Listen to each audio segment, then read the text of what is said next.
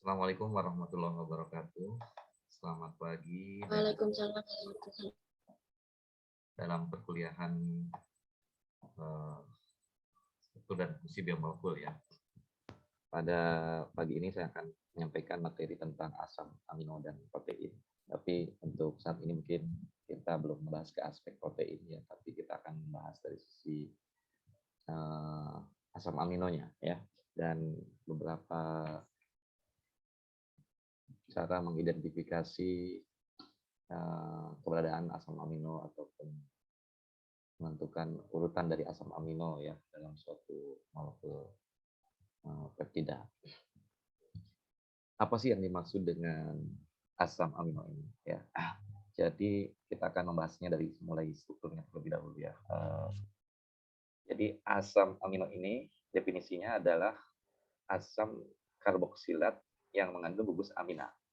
Ya, kenapa disebut asam? Karena di sini ada gugus karboksilnya, ya, ada gugus COO dan mengandung gugus amina NH3+. Jadi struktur umum daripada asam amino itu selalu mengandung gugus karboksil dan gugus amina, sehingga disebut asam amino. Ya, nah asam amino itu terdiri dari asam karboksilat yang mengandung gugus amina. Itu ya definisi secara umumnya. Nanti gugus aminanya bisa terikat di posisi alfa, beta, dan seterusnya. Tapi umumnya dia bisa terikat di posisi C alfa, ya, paling dekat dengan gugus karboksil. Terdapat 20 jenis asam amino yang menyusun suatu protein. Jadi ingat ya, dalam struktur protein kita mengenal ada 20 jenis. Ya. Tidak banyak ya 20 jenis. Bisa kita hafalkan.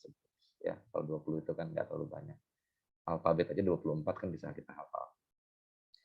Jadi asam amino yang menyusun protein ini ada 20 macam atau ada 20 jenis. Apa saja nanti kita akan lihat contohnya satu persatu ya. Nah, sebelum kita membahas jenis-jenis asam amino, kita perlu mengetahui terlebih dahulu struktur daripada asam amino itu ya. Tadi saya katakan asam amino adalah di situ sifat apa namanya ini? Kiral ya. Dia mengikat 4 gugus yang berbeda ya. Asam amino itu memiliki atom C kiral yang di tengah-tengah ini ya, di mana dia mengikat 4 gugus yang berbeda. Ada gugus karboksil, ada gugus amina. Nah, apa yang dimaksud dengan gugus R di sini ya? R itu adalah singkatan dari residu ya, atau disebut juga sebagai gugus rantai samping ya, rantai samping dari asam amino yang gugusnya itu bisa berbeda satu dengan yang lain.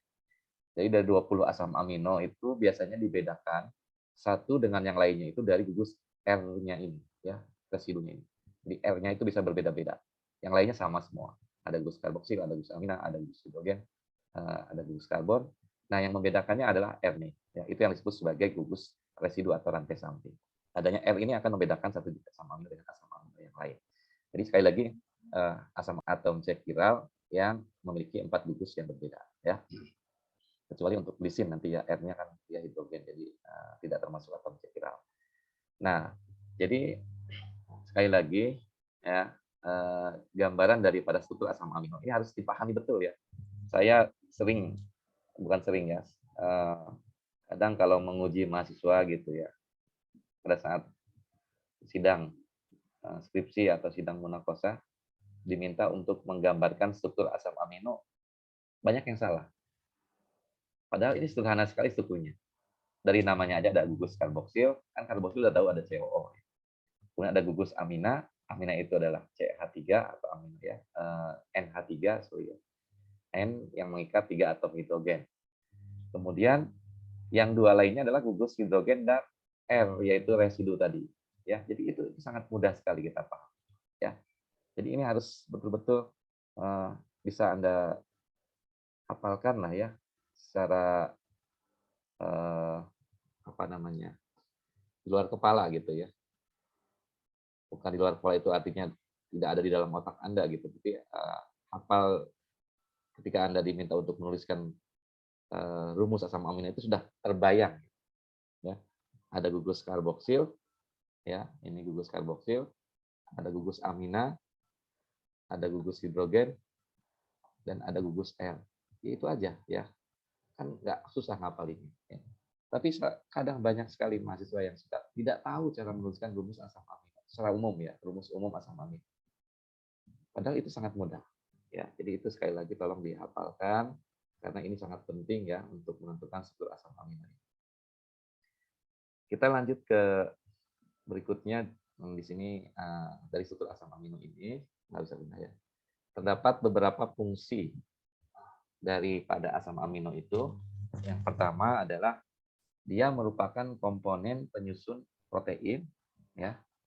Kemudian peptida ya, peptida itu sama dengan protein, tapi dia peptida itu biasanya strukturnya lebih sederhana. Ya, peptida itu gabungan dari asam-asam amino yang terikat melalui ikatan peptida.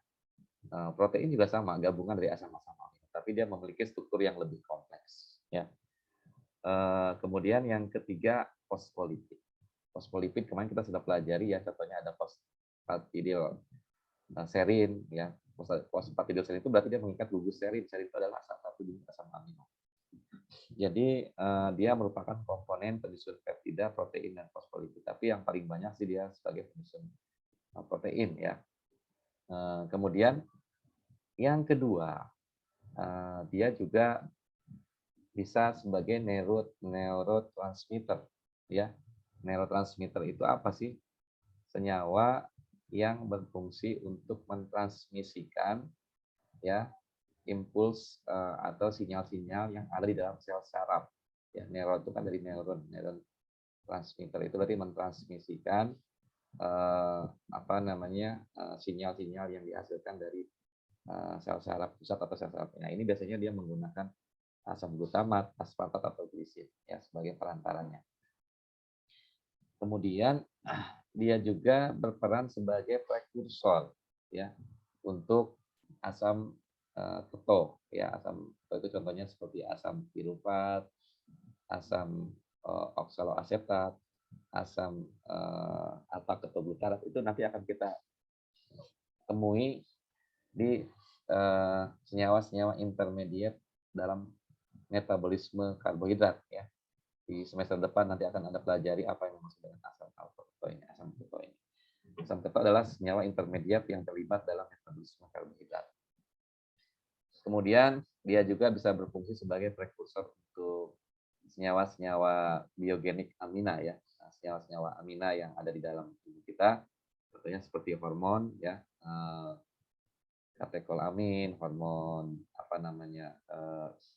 insulin ya, kemudian apalagi ya,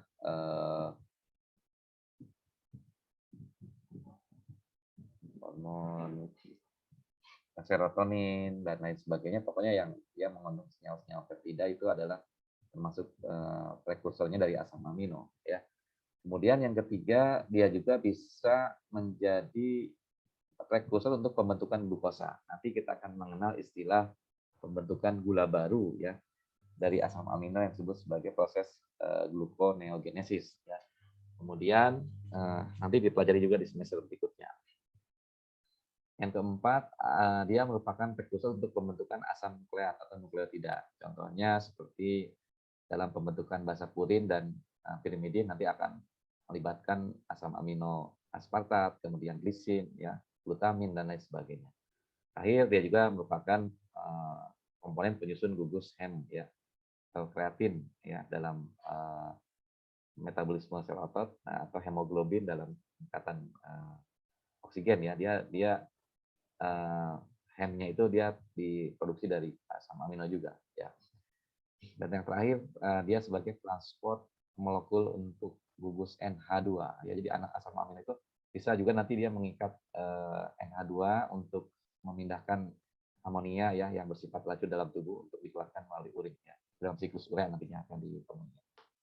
Jadi sekali lagi asam amino ini merupakan komponen yang sangat penting dalam penyusunan peptida atau protein, ya, fosfolipid, kemudian dalam metabolisme karbohidrat, asam nukleat, dan juga neurotransmitter serta pemindah transporter gugus NH2 atau gugus amina di dalam proses metabolisme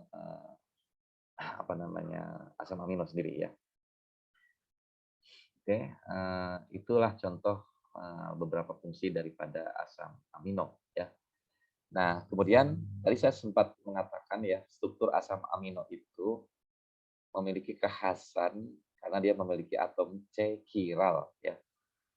Asam amino yang secara natural atau yang disebut sebagai asam alfa amino ya. Karena asam amino itu ada yang asam beta, contohnya seperti taurin ya. Nah, itu tidak termasuk asam amino alfa karena dia bukan merupakan komponen penyusun protein juga. Asam amino alfa itu adalah asam amino yang atom C-nya itu terletak berdekatan dengan gugus karboksil. Jadi atom C pertama setelah gugus karboksil disebut atom C alfa. Ini disebut asam alfa amino. Nah, asam alfa amino ini ya sebagian besar memiliki substituen yang berbeda pada atom C nomor 2 atau yang disebut sebagai atom C alfa sehingga dia disebut sebagai pusat kiral ya, atom C kiral yang menyebabkan dia itu memiliki sifat optis aktif. Apa yang disebut sifat optis aktif? Karena dia memiliki atom C kiral, maka dia bisa memutar sudut polarisasi cahaya. Ya, kalau kita berikan cahaya kepada larutan asam amino itu, maka nanti sudut yang tadinya misalnya tegak lurus, dia bisa putar dengan adanya senyawa optis aktif ini sehingga nanti akan membentuk enantiomer ini ya.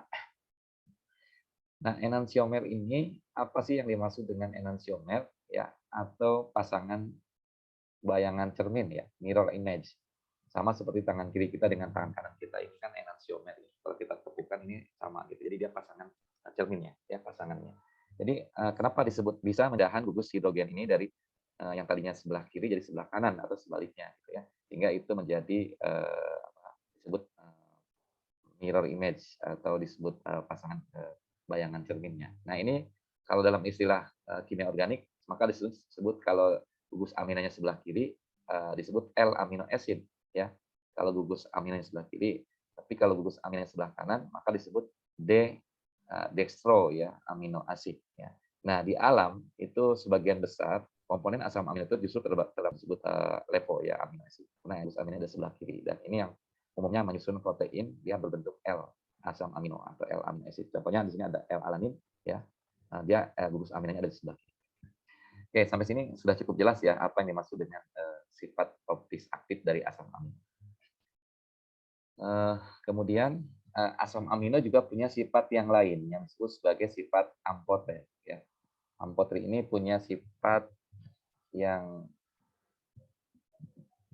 kalau laki-laki dan perempuan itu kan jenis kelamin ya. Nah, asam amino ini bisa punya sifat kedua-duanya gitu ya. Bisa bersifat asam maupun bisa bersifat basa.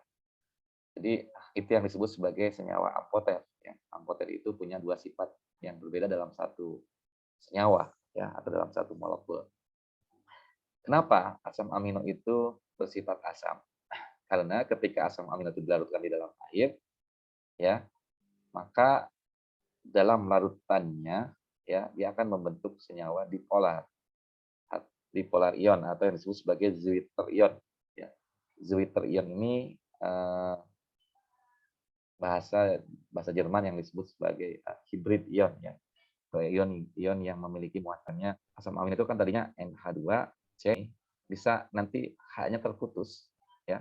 Bisa terlepas nanti kita lihat ya. Mana ya gambarnya itu. Oke. Nah, ini gugus hidrogennya ini ya. Bisa berpindah dari OH itu ke NH ya. Sini. NH2. Jadi nanti COO-nya itu bermuatan negatif, NH2-nya jadi bermuatan positif, jadi NH3+. Inilah yang disebut sebagai Zwitter ion. Jadi dia ada dua muatan yang berbeda, yaitu muatan negatif dari gugus karboksil dan muatan positif dari gugus aminanya. Ya, ini NH3-nya. Ya, sehingga disebut sebagai Zwitter ion. Artinya apa? Si asam amino itu punya kemampuan melepaskan ion hidrogen dari karboksil, hanya lepas, lalu diterima oleh gugus amina menjadi NH3. Nah, senyawa yang melepaskan ion hidrogen disebut apa? Disebut asam ya. Donor proton kan asam itu. Senyawa yang menerima hidrogen disebut apa? Basa asektor proton. Jadi asam amino ini dia bisa menjadi donor proton sekaligus juga dia bisa berfungsi sebagai akseptor proton. Donor dan akseptor. Jadi dia bersifat sebagai asam dan basa. Nah, itu yang disebut sebagai Zwitterion ion atau yang disebut sebagai ampoter ya, yang memiliki sifat asam dan basa. Dan ini sangat tergantung pada pH larutan. Ya. Misalnya di dalam pH asam ya, contohnya di sini. Asam amino ini akan bermuatan positif karena dia kelebihan muatan hidrogennya. Jadi si NH jadi di H plus itu akan berikatan dengan gugus NH2 jadi NH3 plus. Maka di sini dia akan bermuatan positif. Tapi kalau pH-nya itu kita naikkan, dia akan lepas nih ion hidrogennya, terdisosiasi ya, atau dia melepaskan gugus proton sehingga menjadi COO- NH3 plus. Nah, di sini muatannya sama dengan 0 ya, karena di sini ada gugus COO- NH3 plus berarti kan dia plus minus kalau dijumlahkan sama dengan 0. Ya kan, total net charge-nya sama dengan 0. Lalu kalau kita naikkan lagi pada pH yang lebih tinggi, dia akan terdisosiasi lagi. Gugus apa yang terdisosiasi di sini adalah gugus NH3 plusnya. Jadi tadi NH3 plus CO. Pertama kan gugus COH-nya yang lepas ya, jadi COO- NH3 plus. Yang pertama di dalam kondisi asam dia mengikat hidrogen dulu menjadi NH3 plus. Kemudian ketika pH-nya dinaikkan, COH-nya terlepas ya, gugus hidrogennya terdisosiasi menjadi COO-. COO- di sini dengan NH3 plus sama dengan 0. Dinaikkan lagi pH-nya, NH3 plusnya yang lepas gugus karbonilnya. Gugus aminanya tadi ya. Sehingga dia menghasilkan LCOO- NH2 dan ini menjadi negatif 1. Nah, posisi di tengah-tengah ini itu disebut sebagai titik isoelektrik. Apa yang dimaksud dengan titik isoelektrik? Titik isoelektrik adalah pH dari asam amino tertentu, ya pH dari asam amino di mana total muatannya sama dengan 0. Jadi asam amino itu punya yang namanya pH isoelektrik. pH tertentu yang menyebabkan dia itu bermuatan sama dengan 0 atau dia bermuatan positif dan negatif dengan jumlah yang sama. Satu-satu gitu. Jadi dia total muatannya sama dengan 0. Kalau di sini kan total muatannya plus 1 di sini. Nah, negatif 1. Nah, titik isoelektrik adalah pH di mana asam amino itu memiliki muatan sama dengan 0 atau netral. Dan biasanya di sini asam amino ini tidak akan tertarik ke salah satu kutub yang berlawanan ya karena dia memang sudah bermuatannya netral gitu. Nah, tadi saya katakan asam amino itu punya sifat sebagai asam basa, sehingga dia memiliki ion dipolar ya atau disebut sebagai diol ya.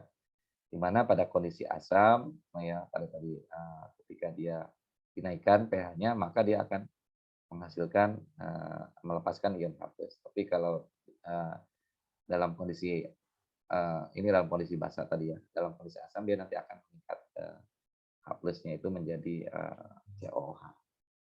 Nah, ini terjadi secara terus-menerus dan asam amino itu jadi punya kemampuan mendisosiasikan ion hidrogennya atau dia juga bisa menangkap ion hidrogennya tergantung kondisi pH. Ya, itulah yang dimaksud dengan sifat asam basa daripada asam amino ini. Kemudian berikutnya, nah kalau kita titrasi ya, asam amino itu pada pH tertentu dia kan akan mencapai yang disebut sebagai titik isoelektriknya. Nah, untuk mengetahuinya kita bisa lakukan proses titrasi ya, di mana asam amino itu nanti akan memiliki pH yang nilai pKa yang berbeda-beda. Ya. pKa itu adalah konstanta disosiasi. Ya, contohnya misalnya ini untuk glisin ya. Glisin itu kalau dalam suasana asam ya, pH-nya di bawah 1 dia akan bermuatan positif. Tapi ketika kita titrasi dengan gugus OH, di sini berarti ada NaOH ya. Kita tambahkan dengan NaOH, maka gugus hidrogennya ini akan lepas, dia akan terdisosiasi gitu ya. Nah, lepasnya itu kapan? Biasanya lepasnya itu pada sekitar pH 2,34 dia akan terdisosiasi sebagian. Kemudian kalau kita naikkan lagi, misalnya ini 1 mililiter glisin ya, dititrasi dengan 1 mililiter ya, titrasi dengan OH dengan volume yang berbeda tadi misalnya. Maka ketika kita tambahkan gugus OH-nya di sini, dia akan mencapai titik ekivalen. Titik ekivalen di sini artinya apa? Jadi nanti si OH-nya ini akan memiliki jumlah yang sama dengan hidrogennya, di mana di sini dia mencapai titik isoelektrik ya. Jadi nanti si NH3-nya ini akan lepas, COH-nya akan lepas menjadi CO- dan NH3-nya masih NH3+ di sini ya. Nah, berarti ini yang disebut sebagai kondisi titik isoelektrik. Kemudian kalau kita naikkan lagi pH-nya ya sampai kalau kita relasi lagi dengan volume yang lebih besar lagi gugus OH-nya, maka dia akan mencapai kondisi basa ya. Dan di mana di daerah 9,6 ini akan jadi disosiasi lagi dari gugus NH3-nya menjadi NH2 di sini. Nah, konstanta disosiasi dari asam amino itu masing-masing berbeda-beda ya. Contohnya di sini untuk glisin, dia pKa 1-nya di 2,34, pKa 2-nya di 9,6. Kalau kita hitung, maka kita akan dapatkan nilai PI-nya itu adalah sebesar setengah dari pKa 1 plus pKa 2, atau setengah dari 2,34 ditambah 9,6 sama dengan 5. Jadi setengah dari pKa 1 dan pKa 2. Nah, itu cara menentukan titik isoelektrik dari asam amino ya, kalau kita sudah mengetahui nilai pKa. Nah, contoh yang lain adalah misalnya untuk asam glutamat ya. Kalau asam glutamat dia nilai pKa 1-nya itu 2,19. Tapi karena dia mengandung gugus COH lagi di rantai sampingnya ya, maka nanti ada PKR ya, atau disosiasi dari rantai samping. Jadi pertama misalnya di sini ada pH asam ya, sukunya kan COH NH3+, jadi gugus COH yang atasnya kan terdisosiasi menjadi CO. Nah, ini sampai sini kan muatannya netral ya, berarti dia di sini titik isoelektriknya. Tapi kemudian ketika dia disosiasi lagi ya, gugus COH di bawah ini akan terlepas ya, sehingga dia menjadi -1. Dan yang terakhir nanti ada pKa 2 di mana gugus NH3+-nya menjadi NH2. Jadi di sini ada nilai pK1, pKr, dan pK2 ya.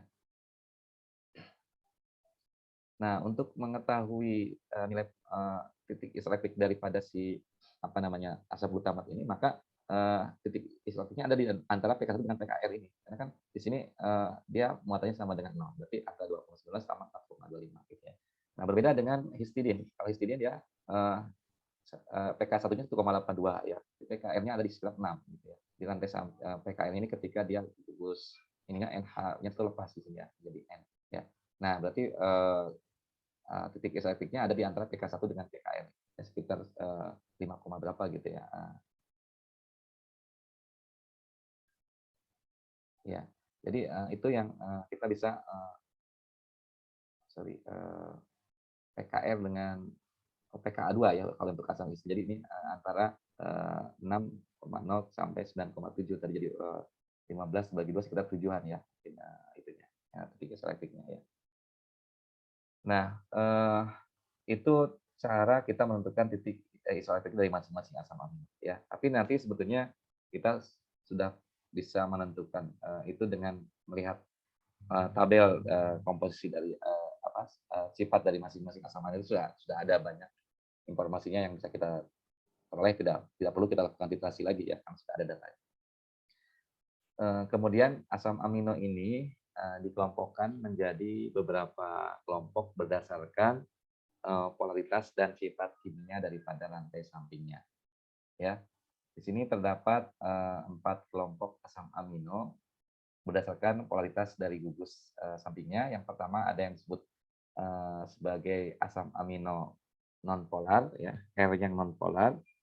Kemudian yang kedua ada asam amino R yang polar tapi tidak bermuatan.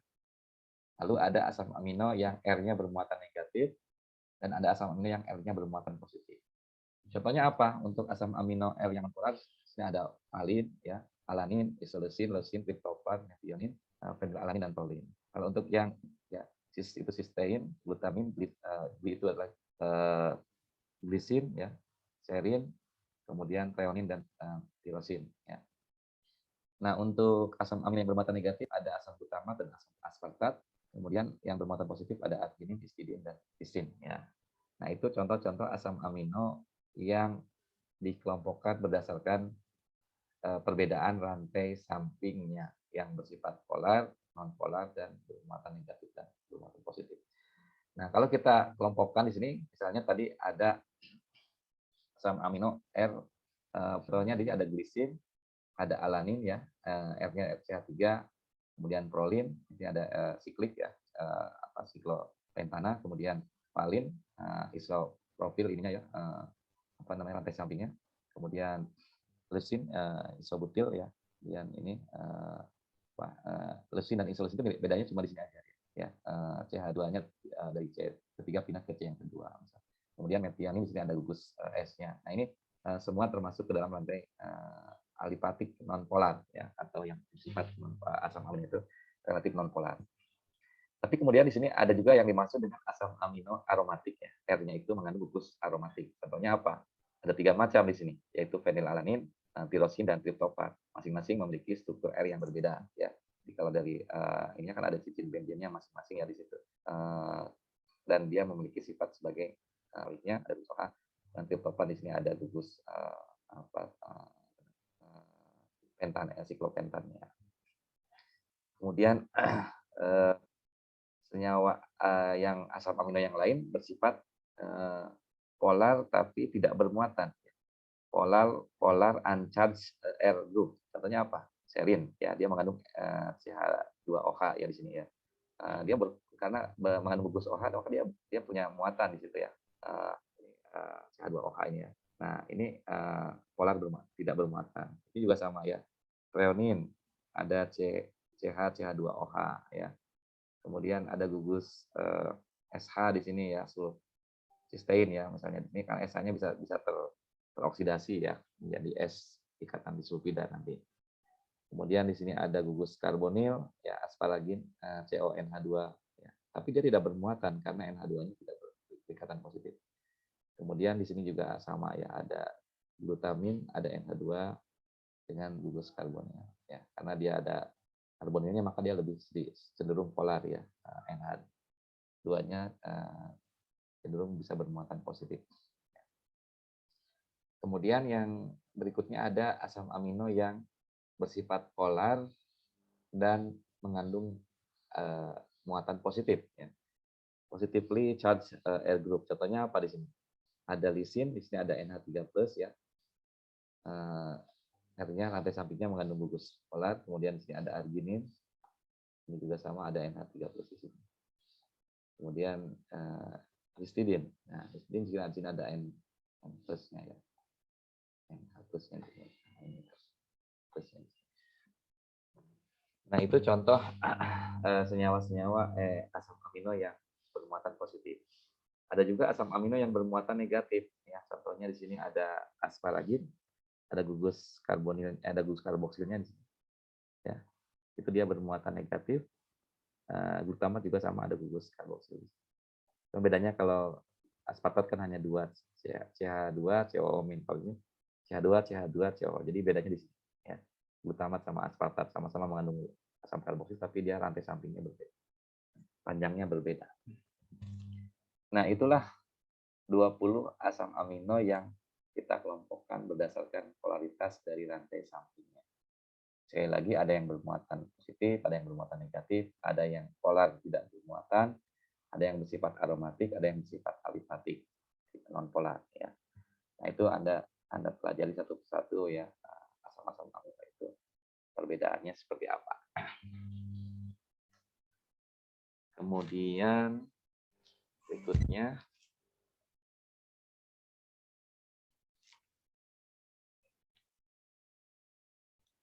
nah, di sini ada sifat dari masing-masing asam amino yang ditemukan di dalam protein. Tadi kan ada 20 ya. 20 asam amino itu ada yang bermuatan positif, ada yang bermuatan negatif, ada yang tidak bermuatan, ada yang gugus rantai sampingnya alifatik, ada yang rantai sampingnya aromatik ya. Nah, ini yang perlu Anda pelajari. Jadi di sini ada penamaan untuk asam amino ya. Ada yang penamaannya itu menggunakan triple letter ya, atau singkatan 3 huruf.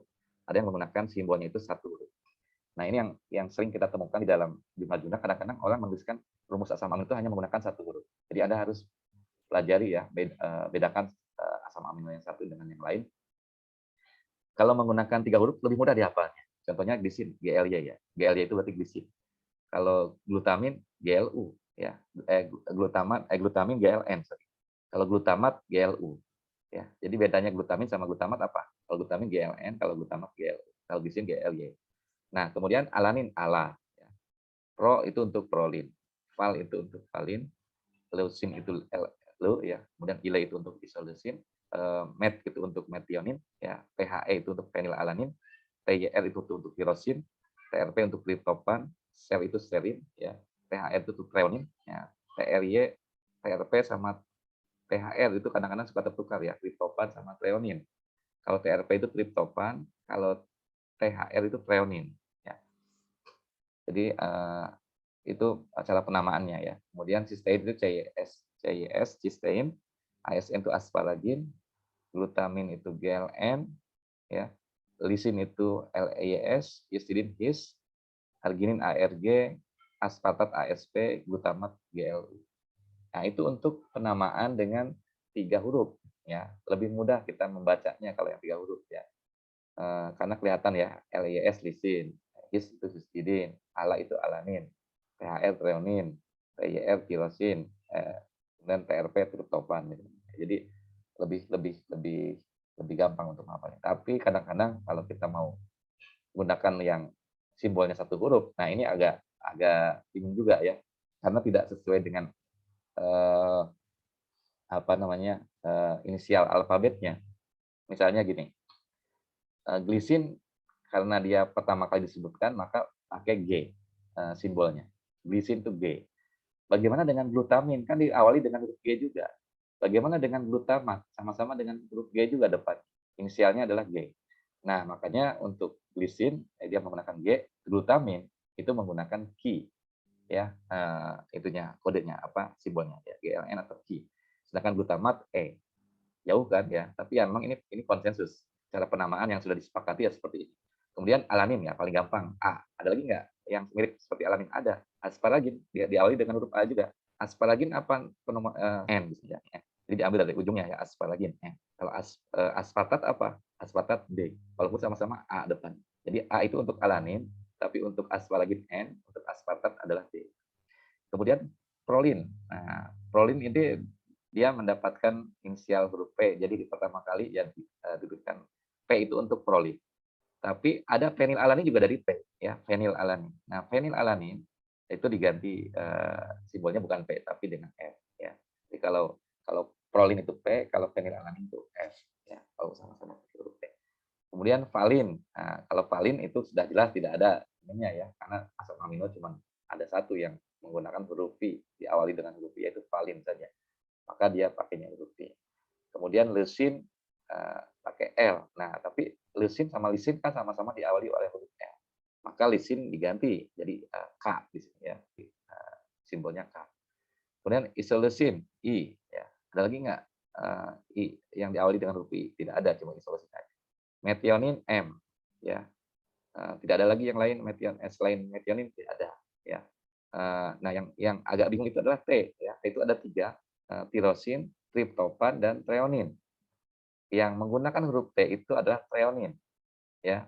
Treonin itu dia menggunakan huruf T. Tapi tirosin sama triptopan itu simbolnya adalah Y dan W ya. Tirosin itu Y, triptopan itu W. Nah, itu cara penomoran cara penamaan asam amino berdasarkan simbol 1 huruf dan 3 huruf. Anda boleh hafalkan ini ya untuk memudahkan nanti kalau kita menemukan di jurnal-jurnal kalau ada simbol G itu untuk apa, kalau ada simbol M itu untuk apa misalnya ya, C itu untuk apa dan seterusnya. Kemudian di sini asam amino itu punya MR yang berbeda-beda karena dia sebenarnya beda ya pasti MR itu berbeda.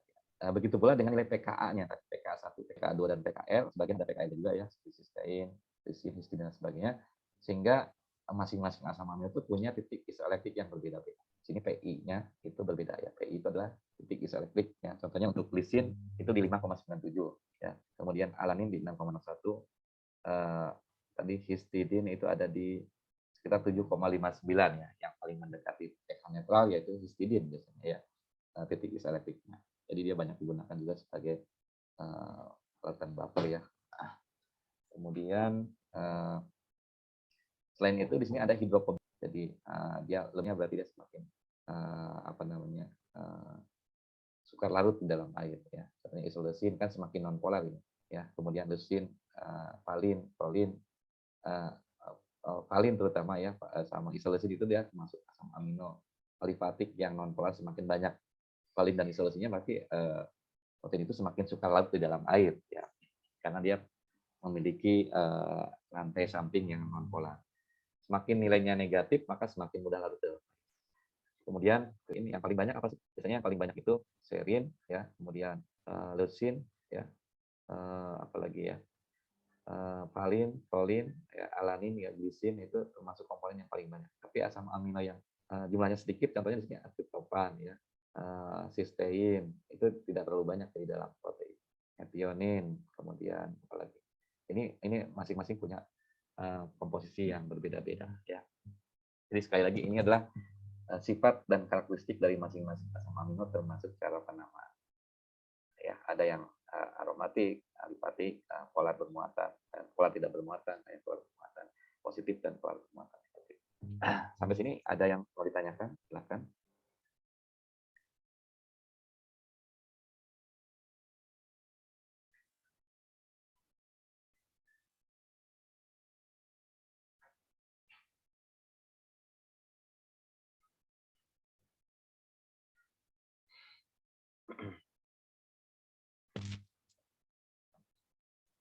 Oke, kalau tidak ada kita lanjutkan ya.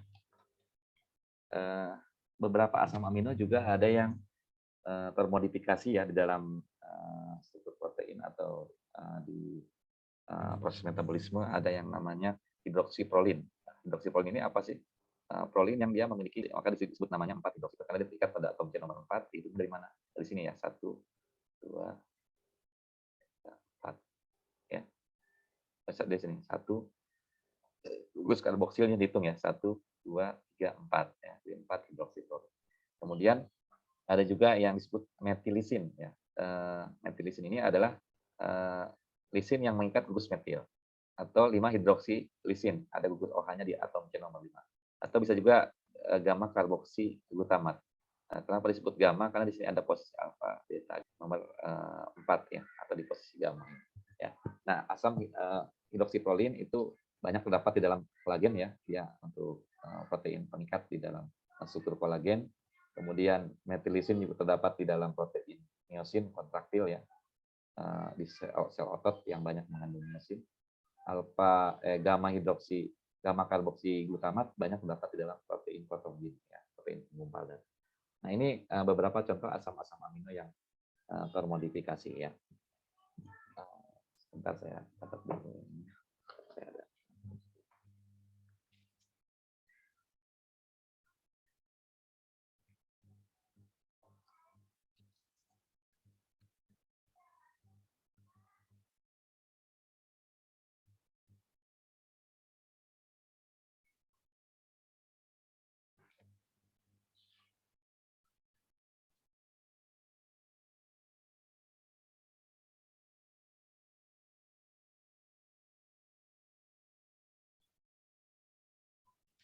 Oke, silakan kalau ada yang mau bertanya.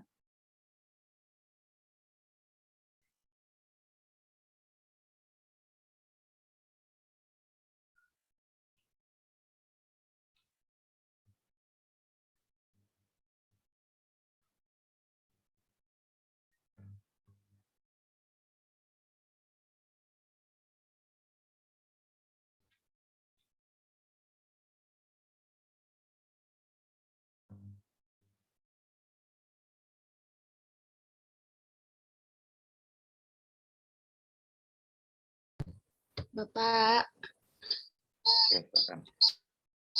Ya, siapa ini? Tio, Pak. Izin bertanya, Pak. Silakan. Kalau asam amino kan kalau di makanan itu biasa banyak ya, Pak. Maksudnya sumbernya dari makanan itu banyak. Nah, kalau untuk asam amino sendiri, itu bisa nggak sih, Pak, diproduksi langsung dari dalam tubuh? Ya, asam amino Kasih, sebagian besar ada yang diperoleh dari makanan, ada juga yang diproduksi di dalam tubuh. Makanya nanti kita mengenal ada beberapa istilah asam amino yang disebut sebagai asam amino esensial dan asam amino non esensial. Asam amino esensial adalah asam amino yang tidak bisa diproduksi di dalam tubuh. Ya, di situ nanti ada 10 asam amino yang termasuk ke dalam asam amino esensial ya, contohnya asam amino aromatik seperti fenilalanin, triptofan, histidin itu termasuk asam amino esensial dan dia hanya bisa diperoleh dari makanan, dari luar gitu ya, yang dari makanan yang kita konsumsi. Tapi ada juga asam amino yang non esensial yang bisa diproduksi dalam tubuh. Misalnya alanin itu bisa diproduksi dari asam ketupat gitu ya. Aspartat bisa diproduksi dari oksaloasetat. Itu ada ininya nanti, ada proses metabolismenya ya. Nanti berkaitan dengan ini kita akan bahas di metabolisme asam amino ya. Tahun depan semester depan Anda akan memperoleh materi tentang metabolisme asam amino esensial dan non esensial. Jadi ada yang diperoleh dari luar, yang disebut asam amino esensial, ada yang bisa diproduksi sendiri. Ya, tidak semua asam amino itu bisa diproduksi dalam tubuh. Oleh karena itu, maka kita perlu mendapatkannya dari makanan yang kita konsumsi. Ya, begitu. Baik Pak. Jelas? Iya Pak, jelas. Terima Ada lagi? Pak, izin bertanya. Ya, silakan. Pak, kalau misalnya asam amino itu bisa, kalau misalkan dari makanan, dia bisa mengandung radikal bebasnya nggak, Pak? Asam amino dengan radikal bebas itu adalah dua senyawa yang berbeda ya. Jadi artinya asam amino itu secara umum dia kan terdapat di dalam makanan yang kita makan ya.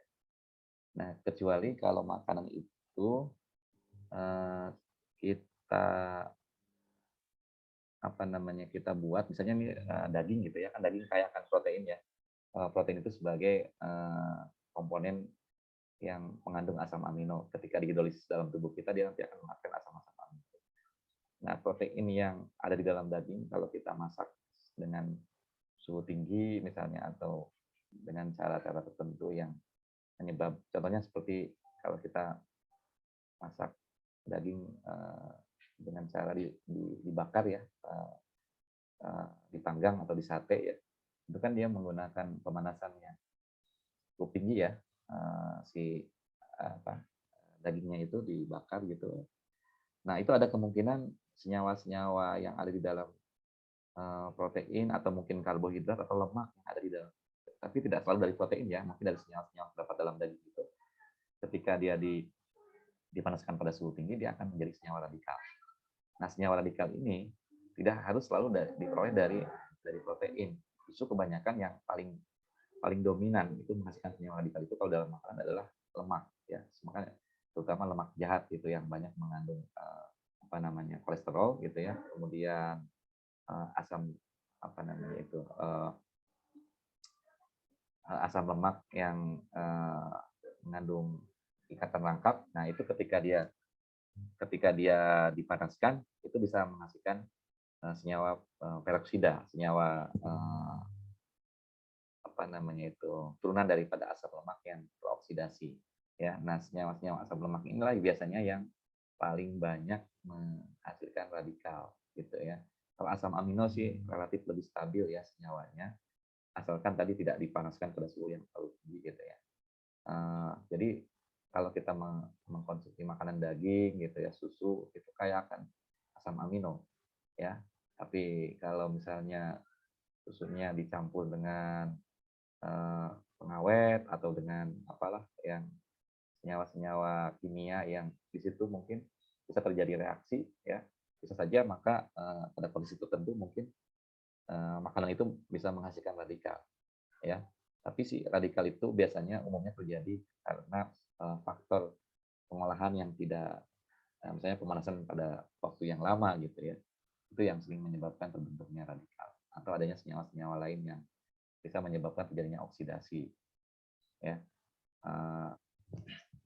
Kalau kita masaknya dengan cara yang tepat, insya Allah tidak ada ya radikal-radikal. Tapi kalau kita tambahkan di dalamnya misalnya tadi ada mentega, ada minyak yang kemudian kan kalau nyate kadang-kadang sudah dikasih minyak juga. Nah, minyaknya itu yang sebenarnya bisa menyebabkan terbentuknya radikal, bukan dari proteinnya. Tapi sate itu enak ya, banyak orang yang menyukai, walaupun bisa membentuk radikal. Ya, selama radikalnya bisa dinetralisir kan nggak ada masalah. Karena tubuh kita sendiri juga punya kemampuan untuk menetralkan radikal itu, yaitu adanya enzim peroksidase dalam tubuh kita ya. Tapi kalau jumlahnya berlebih ya lama-kelamaan bisa merusak juga gitu. Itu yang bisa menyebabkan terbentuknya penyakit kanker ya, karena banyak senyawa radikal yang terpapar dalam tubuh kita sehingga tubuh kita tidak mampu menahannya. Lama-kelamaan itu bisa menyebabkan kerusakan di dalam sel. Kalau sampai masuk ke dalam struktur selnya itu bisa menyebabkan terjadinya mutasi DNA. Mutasi DNA itu yang jadi cikal bakal terbentuknya sel kanker. Ya. Oke, ada lagi? Oke, kita lanjutkan ya. Ada tadi asam amino termodifikasi banyak hidroksilisin, hidroksiproin dan ada juga gamma karboksylglutama. Nah, terus di sini ada juga asam amino yang tidak termasuk ke dalam penyusun protein ya. Contohnya di sini ada ornitin. Ornitin ini ada asam amino juga sama. Kenapa? Karena dia mengandung gugus karboksil dan gugus amina. Tapi ornitin ini tidak termasuk 20 asam amino penyusun protein ya. Dia ornitin itu kan ada gugus NH3 atau lisin ya. Kemudian ini citrulline juga sama ya, asam amino yang terdapat dalam jumlah sedikit ya, dia bisa dalam siklus urea. Kemudian ada juga dopa tadi ya. Dopa itu adalah salah satu jenis asam amino yang digunakan untuk apa? Hidroksifenilalanin itu adalah merupakan ya hasil sintesis dari hidroksitirosin ya. Dan ini biasanya merupakan senyawa intermediate dalam biosintesis katekolamin atau melanin ya. Dan dopa ini biasanya banyak digunakan untuk mengobati penyakit Parkinson ya. Ini turunan dari asam amino juga sama. Turunan dari tirosin yang ditambahkan dengan gugus OH. Kemudian ada selenocysteine. Cysteine tapi dia bukan mengandung sulfur tapi diganti dengan selenat ya atau Se ya. Jadi sebagai cysteine analog ya, dia terdapat di dalam sedikit protein yang terutama dalam enzim-enzim yang menangkal radikal bebas tadi. Contohnya glutathione peroksidase, enzim yang menangkal senyawa-senyawa peroksida ya di dalam tubuh. Itulah beberapa contoh asam amino lain yang jarang terdapat di dalam protein tapi ada di dalam tubuh kita. Ya. Bagaimana cara kita mengidentifikasi asam amino? Ya biasanya kalau untuk analisis kuantitatif atau untuk analisis kualitatif sering kita gunakan reaksi Nijin ya. Reaksi Nijin ini adalah reaksi yang nanti akan menyebabkan kompleks asam amino itu membentuk senyawa kompleks yang nanti bisa teridentifikasi dengan adanya pewarnaan ya. Dengan reaksi Nijin itu dia akan berubah menjadi warna biru. Nanti bisa dilihat reaksinya seperti apa ya. Kemudian reaksi yang kedua adalah FDNB. FDNB ini adalah reaksi 1-difluoro-2,4 dinitrobenzen. Ya, seperti ini strukturnya. FDNB itu ada 2 senyawa nitro ya, dinitro. Kemudian ada benzen dan gugus fluor. Sehingga disebut 1-fluoro-2,4 dinitrobenzen.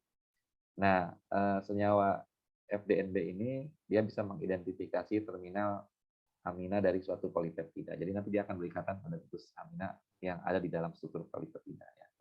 Untuk mengidentifikasi ujung dari suatu polipeptida yang terutama pada bagian rantai aminanya ya. Ya kan nanti di sini setelah ditambahkan dengan HCl akan berhidrolisis menghasilkan asam amino bebas dan turunan daripada si dinitrophenyl derivat. Kemudian berikutnya di sini ada yang namanya ikatan peptida ya. Apa sih yang dimaksud dengan ikatan peptida ini?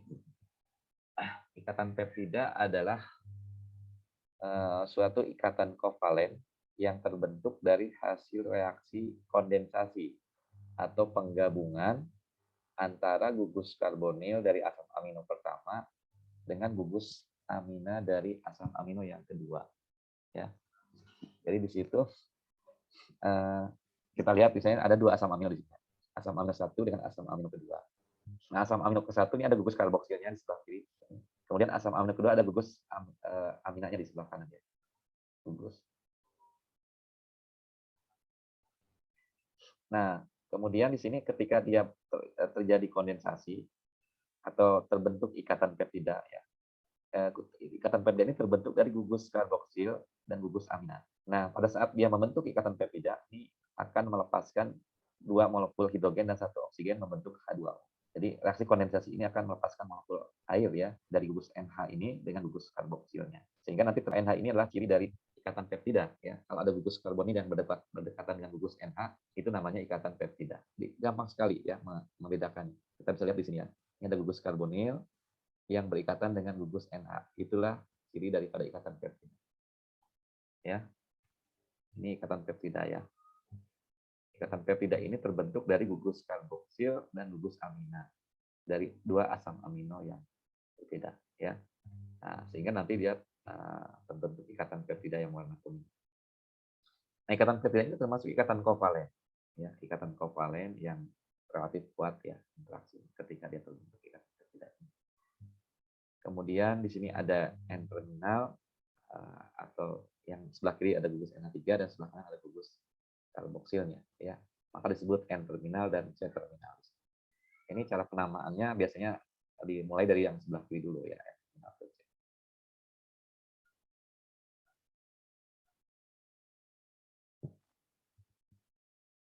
Itulah ciri daripada ikatan peptida ya, terbentuk dari gugus karboksil dengan gugus amina dari dua asam amino yang berbeda ya. Oke, kemudian berikutnya ikatan peptida ini kan termasuk ikatan kovalen ya. Jadi kalau kita punya 5 asam amino membentuk ikatan peptida, misalnya di sini CNH2, NH ini berarti terminal aminanya ini ya. Kemudian di sini dia berkaitan dengan H, berkaitan dengan CH2OH. CH2OH ini gugus apa nih? Rantai samping dari asam amino apa namanya? Tadi kan sudah saya contohkan ya, dia termasuk asam amino polar tidak bermuatan ya, yaitu serin ya. Serin. Jadi dia asam amino pertamanya adalah serin. Ini serin ya. Nah, kemudian dia berikatan dengan asam amino yang kedua NHCHH, itu berarti glisin ya. Glisin. Nah, ini glisin. Iya kan? Ini ikatan peptida pertama, ini ikatan peptida kedua. Ya, kenapa glisin? Karena R-nya itu ada hidrogen. Kemudian yang ketiga, ini R-nya adalah gugus fenol. Ya. Maka disebut tirosin ya ini ya. Nah, berikutnya ada CH3, ini adalah alanin. Ya. Yang terakhir, ini ada isopropil, berarti juga termasuk leusin ya. Jadi kalau kita namakan, apa ini peptida ini? Ada 5 peptida, 1, 2, 3, 4, 5. Ada 4 ikatan peptida ya yang terbentuk dari 5 peptida, maka disebut pentapeptida. Pentapeptida ini terdiri dari serin, glisin, tirosin, alamin, dan leusin. Maka kita tuliskan ser, gli, tir, dan ala, dan leusin. Ini cara penulisan tiga huruf ya. Kalau pakai penulisan 1 huruf gimana? Serin tadi apa? Itunya kodenya ya, S, G, kemudian tirosin ini Y ya, A dan L gitu ya. Nah, itu biasanya dituliskan ya diawali dari rantai terminal amino ya. Residu terminal amino itu sebelah kiri ini ya, terminal aminonya ada sebelah kiri. Jadi dimulainya dari sebelah kiri penamaannya, bukan dari sebelah kanan ya. Berujung di terminal karboksil atau C terminal ya. Nah, maka peptida ini ya disebut sebagai ini namanya seril bisil tirosil alamil leusin. Kemudian ikatan peptidanya terbentuk dari 5 asam amino tadi membentuk 4 ikatan peptida ya. Di luar.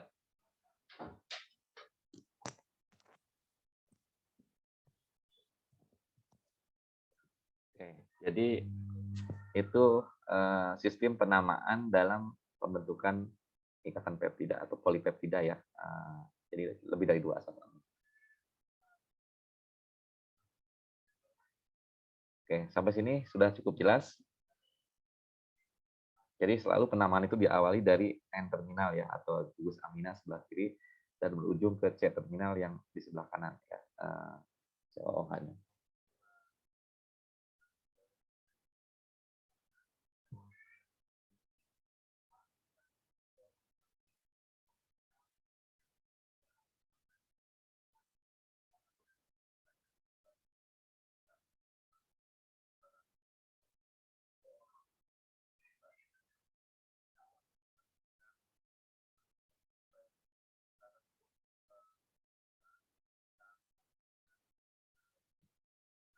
kemudian di sini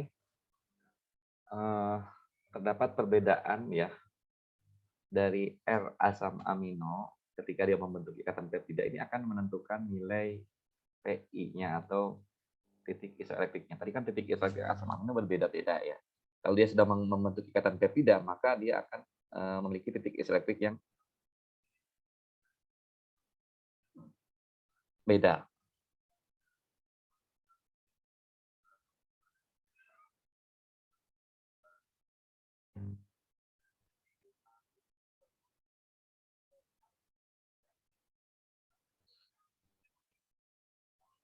Oke, jadi di sini contohnya misalnya alanin ya.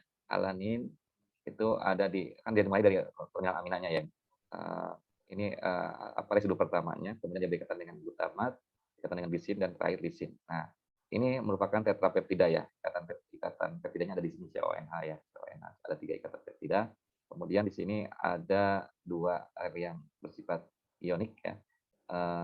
Bermuatan positif dan bermuatan negatif yaitu lisin dan glutamat ya, sehingga dia memiliki pH isoelektrik yang terinisasi di sekitar pH 7.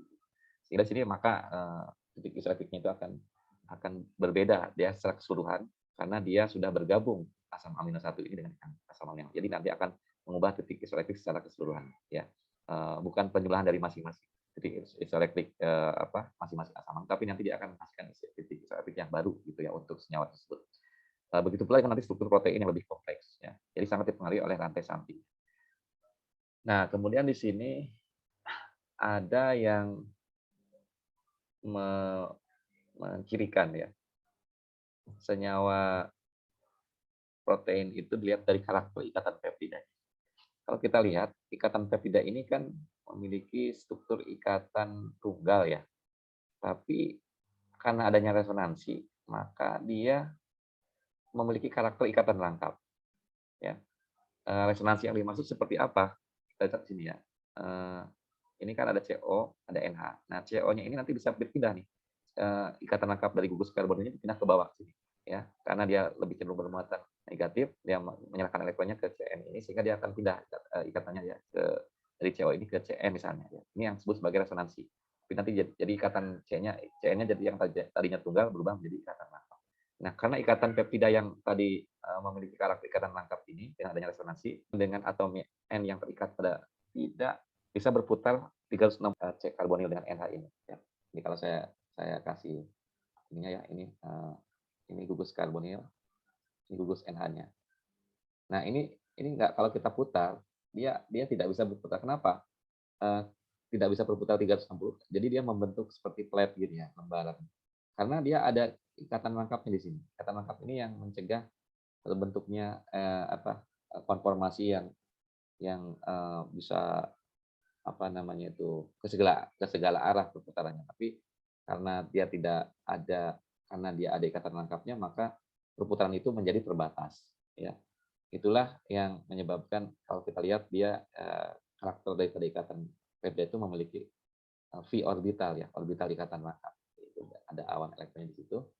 Dan akibatnya apa? Maka struktur peptida yang terbentuk itu dia tidak bisa membentuk yang bebas gitu ya. Perputarannya itu tidak terlalu bebas. Yang bebas itu hanya yang ini aja, yang C alfa. Nah, CONH-nya ya, antara CO sama NH-nya itu selalu jajar seperti ini ya. Jadi kalau kita flatkan seperti lembaran yang apa yang namanya memiliki struktur yang sama gitu ya, sejajar gitu ya. Nah itu karena apa? Karena terbentuknya ikatan rangkap pada posisi CN tadi. Ya, itu membentuk momen dipol, konformasi CO sama NH ini selalu berada dalam bentuk trans ya. Jadi dia selalu bertolak membentuk CO-nya itu berseberangan dengan NH ya. Jadi kalau NH-nya ke bawah, CO-nya ke atas. Dia tidak selalu dia adanya di satu posisi gitu ya. Jadi makanya dia posisinya trans. Ya. Gugus karbonil dengan gugus amina ini pada ikatan peptida merupakan bentuk yang paling stabil atau lebih disukai kecuali untuk asam amino. Ya. Nah ini kalau kita bicara tentang karakter ikatan peptida, jadi dia memiliki setengah ikatan rangkap.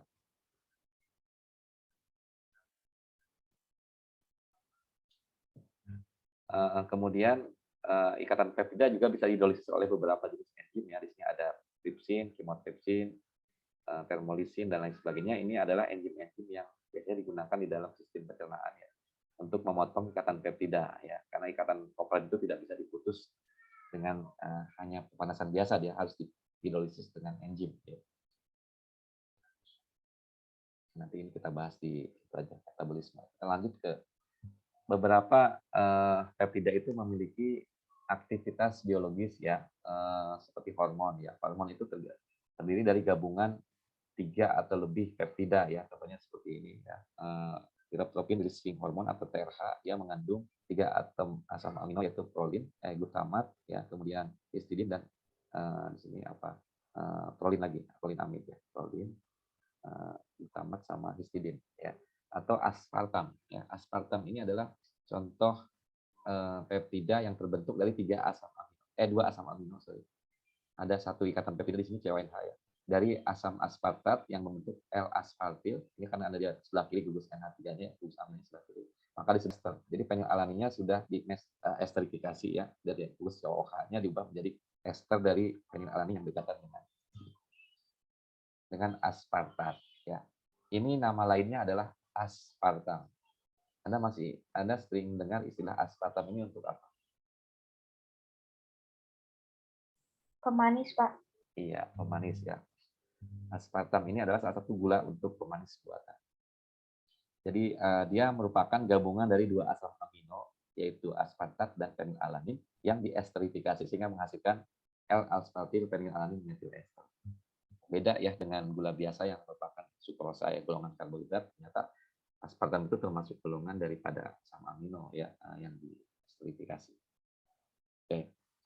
Nah, itu merupakan contoh beberapa jenis peptida yang memiliki aktivitas biologis ya. Selain hormon ada juga pemanis buatan. Nah, kemudian kita bicara tentang struktur primer ya, polipeptida. Struktur primer itu adalah merupakan gabungan dari asam-asam amino melalui ikatan peptida tadi ya. Ketika dia berkondensasi membentuk ikatan peptida. Jadi di situ ada asam amino pertama CONH kemudian bergabung dengan asam amino kedua CONH yang berikutnya dengan R1 R2 itu berarti rantai samping dari asam amino pertama, R2 rantai samping dari asam amino kedua dan seterusnya ya. Itu R itu menunjukkan rantai samping atau residunya. Jadi kalau di sini kita hitung misalnya ada berapa asam amino nih? R1, R2, R3, R4, R5 berarti ada 5 asam amino ya dari NH3. Kemudian di sini ada 4 ikatan peptida ya. Ini yang disebut sebagai struktur primer. Struktur primer itu adalah menggambarkan urutan dari asam amino 1 dan seterusnya gitu ya. Kalau ada 5 berarti 1, 2, 3, 4, 5. Kalau ada 100 berarti dari 1 sampai 100 yang menunjukkan posisi asam amino 1 dengan yang lain ya, yang dihubungkan melalui ikatan peptida. Itu disebut sebagai struktur primer. Jadi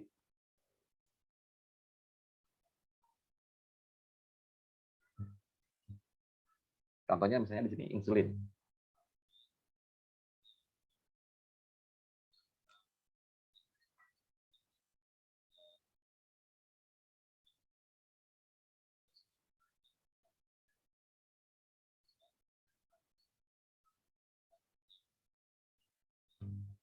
Di sini contohnya misalnya hormon insulin ya. Anda tahu hormon insulin itu adalah hormon polipeptida yang terdiri dari 21 residu asam amino dari rantai rantai A dan 30 residu dari residu asam amino pada rantai D. Hormon insulin adalah hormon yang bekerja untuk menurunkan kadar gula darah ya. Ternyata dia merupakan suatu polipeptida yang tergabung dari 2 rantai A dan rantai D. Nah, struktur primernya seperti apa? Struktur primernya dia dimulai dari sebelah kiri ya. Lisin, isolesin, ya, valin, glutamat, glutamin dan seterusnya. Ini ada 21, kemudian yang bawahnya rantai B-nya ada 30. Nah, di antara rantai A dan rantai B terbentuk jembatan disulfida di sini. Sistein dengan sistein, ya. Ini juga sistein dengan sistein. Ini disebut ikatan disulfida intramolekuler, ini ikatan disulfida intermolekuler. Bagaimana struktur hormon insulin ini bisa ditemukan? Ya, urutan daripada asam amino hormon. Orang yang pertama kali menemukan urutan asam amino dari hormon insulin. Si Bapak ini ya, Frederick Senel ini adalah ahli biokimia yang pertama kali menentukan struktur dari hormon insulin. Dia mendapatkan hadiah Nobel ya untuk mendapatkan struktur dari hormon insulin. Bagaimana cerita di balik penemuan beliau dalam menentukan urutan asam amino hormon insulin? Ternyata tidak mudah juga ya. Kalau kita pelajari ini langkah-langkahnya ada beberapa tahapan yang cukup rumit juga di tahun 1971 dia menemukan ya. Pertama, dia pisahkan dulu rantai A dengan rantai B-nya dengan menggunakan asam performa. Jadi untuk memutuskan ikatan disulfidanya tadi ya, ikatan SS-nya, jembatan disulfidanya itu dia menambahkan asam performa. Sehingga terputus ya rantai A dengan rantai B. Tadinya kan ada 2 rantai, sehingga terpisah menjadi 2 rantai yang berbeda. Nah, setelah itu dia hidrolisis dengan menggunakan HCl6 normal sampai semua ikatan peptidanya terputus, menghasilkan peptida-peptida yang bebas, yang tidak terikat lagi melalui ikatan peptida. Nah, setelah itu baru dia tentukan komposisi dan jumlah asam aminonya melalui kromatografi penukar ion. Jadi dalam hormon insulin ini ada berapa sih jumlah asam aminonya? Ada berapa macam komposisinya, alaminya ada berapa, glicinnya ada berapa, freonnya ada berapa, fenilalaninya ada berapa, misalnya dia tentukan satu persatu itu ya dengan menggunakan kromatografi penukar ion. Nah, lalu dia tentukan posisi awalnya, residu terminal aminonya itu yang paling kirinya itu oleh apa? Oleh tadi reaksi fluorodinitrobenzen. Jadi dia reaksikan si hormon insulin berasal diputuskan tadi dengan asam performat, lalu dia tambahkan reaksi satu fluorodinitrobenzen. Kemudian dia juga identifikasi terminal karboksilnya dengan enzim karboksipeptidase. Jadi dia tambahkan enzim karboksipeptidase sehingga dia tahu ujung sebelah kanannya itu apa, sebelah kirinya apa, sebelah kanannya apa. Berarti ujung kiri kanannya sudah diketahui. Tinggal komposisi yang tengah-tengahnya nih. Nah, untuk mengetahui urutan yang bagian tengahnya, dia lakukan pemotongan dengan enzimatik ya, misalnya dengan tripsin dan dihasilkan fragmen hasil pemotongan lalu dipisahkan dengan kromatografi penukar ion. Setelah itu diidentifikasi deret fragmen polipeptidanya dengan degradasi Ekman menggunakan fenyl.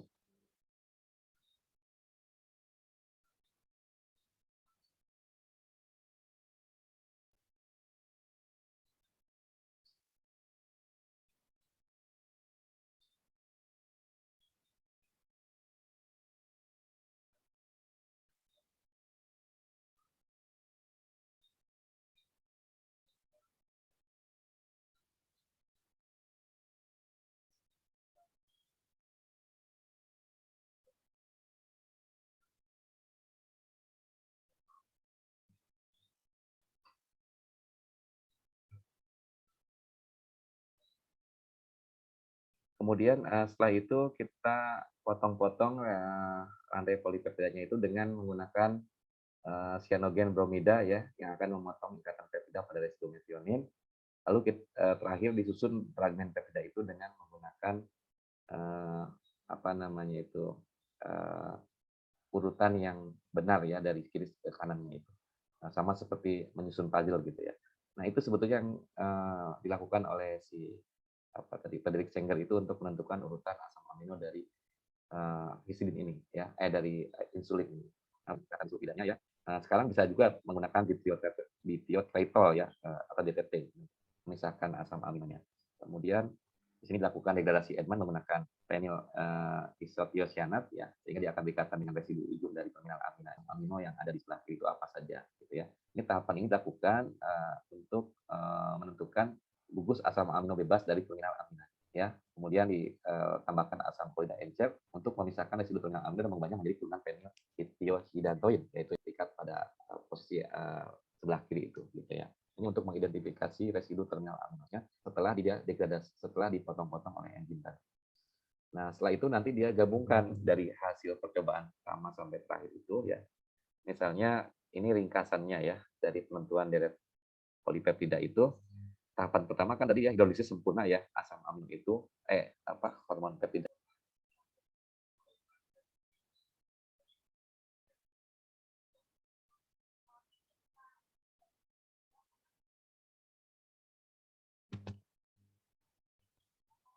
Oke. Jadi untuk yang berikutnya di sini ya, hasil hidrolisis sempurna itu kan akan menghasilkan beberapa asam amino ya, misalnya A tadi untuk apa? Alanin ya. Nah, ini harus sudah hafal. C untuk apa? Cystein. D untuk asam glutamat E untuk asam aspartat, F untuk fenilalanin, G untuk glisin, H untuk histidin, I untuk isoleucin, K untuk lisin, L untuk leucin, M metionin, P itu untuk prolin, ya, R itu untuk arginin, S itu untuk serin ya, T itu treonin, P valin, Y itu untuk tirosin. Ya, Anda harus hafal satu persatu itu asam aminonya. Jadi ada alaninnya 3, histidinnya 2, asam glutamatnya 4, asam aspartatnya 2 dan seterusnya ya. Jadi dia mendapatkan 38 polipeptida itu memiliki 38 asam amino dengan komposisi seperti ini. Nah, permasalahannya ini kan acak gitu kan. Ini urutan pertamanya apa nih? Dari 38 asam amino. Yang ditaruh sebelah kiri itu asam amino apa? Ujung terminal aminanya itu harus diketahui dulu. Nah, sama si tadi Sanger itu dia menggunakan FDNB dan ternyata si FDNB-nya itu memar. Oh, berarti asam glutamat yang ada di sebelah kirinya. Ketahuan tuh ya, posisi pertamanya sebelah kiri glutamat. Sebelah kanan apa? Sebelah kanan ditambahkan yang karboksipeptidase. Oh, ternyata di situ ada aspartat itu untuk glutamat ya, D itu untuk aspartat. Oh, berarti ada asam aspartat sebelah kanannya. Misalnya. Nah, tinggal kan ini ada 38 ya, kiri kanan sudah diketahui. Nah, tengah-tengahnya gimana? Nah, ternyata dia menggunakan tripsin, dipotong-potong, jadi dia membentuk fragmen. Ya, fragmennya ada yang fragmen ini, fragmen T1, T2, T3, T4, T5, dan T6. Nah, terus masing-masing fragmen ditentukan urutan asam amino dengan cara yang sama tadi, direaksikan dengan phenylthiocyanat ya tadi. Sehingga kita tahu di sebelah kiri ini ada asam amino apa saja berikutnya. Nah, sama si Fredrik Sanger ini, fragmen-fragmen ini dikombinasikan. Kalau sebelah kiri itu ada E, berarti dia harusnya di sini ya, EGA. Kemudian setelah EGA ini ada DPQ. Setelah Q ini apa? Ya, di sini ada EGA. Nah, ini setelah Q di sini ada GAS. Oh, berarti GAS. Oh, berarti P1 nih, GAS nih. GAS MAL. Nah, nyambung ke sini. Sampai K ini nanti ada lagi apa? LIK-nya itu ada di sini nih. LIKO ada LIK TYAE. Nah, jadi dia kombinasikan dari masing-masing fragmen ini sampai membentuk urutan asam amino yang lengkap, membentuk 38 membentuk polipeptida yang terdiri dari 38 asam amino. Sama seperti dia menyusun puzzle tadi saya katakan. Jadi fragmen-fragmen itu dia kombinasikan sesuai dengan urutannya masing-masing. Nah, itulah yang dilakukan oleh Fredrik Sanger untuk menentukan urutan asam amino dari hormon insulin. Ya. Sepertinya sederhana, padahal kerjaannya itu tidak mudah. Sekarang cara menentukan urutan asam amino itu metode Sanger itu dipakai, tapi dengan menggunakan mesin yang namanya amino acid sequencer. Jadi pertama potong-potong menggunakan degradasi Edman, kemudian ditentukan ujung sebelah kiri dan sebelah kanannya, lalu nanti kita tahu ya masing-masing urutan asam aminonya seperti apa. Nah, itu sekarang sudah ada ya cara yang digunakan untuk mempermudah menentukan urutan asam amino dengan menggunakan amino acid sequencing tadi ya. Jadi itu yang sekarang banyak digunakan untuk menentukan struktur protein dengan struktur primernya ya dari urutan asam amino. Oke, nah sekarang di alam itu ternyata protein itu sangat beragam ya, dan kita bisa melihat keragaman itu dari kemiripan struktur proteinnya dari satu organisme ke organisme lain yang sehingga kita bisa mengatakan bahwa ini adalah bagian daripada studi filogenetik ya. Studi filogenetik itu untuk menentukan kedekatan organisme dengan organisme yang lain. Contohnya misalnya hemoglobin ya. Protein homolognya itu bisa kita lihat di sini apakah suatu organisme itu punya kemiripan dengan organisme yang lain atau tidak dari struktur proteinnya. Nah, itu yang disebut sebagai studi filogenetik ya. Sehingga nanti di situ ada yang disebut sebagai residu tetap, ada yang disebut sebagai residu yang itu akan mengalami perubahan atau komposisi.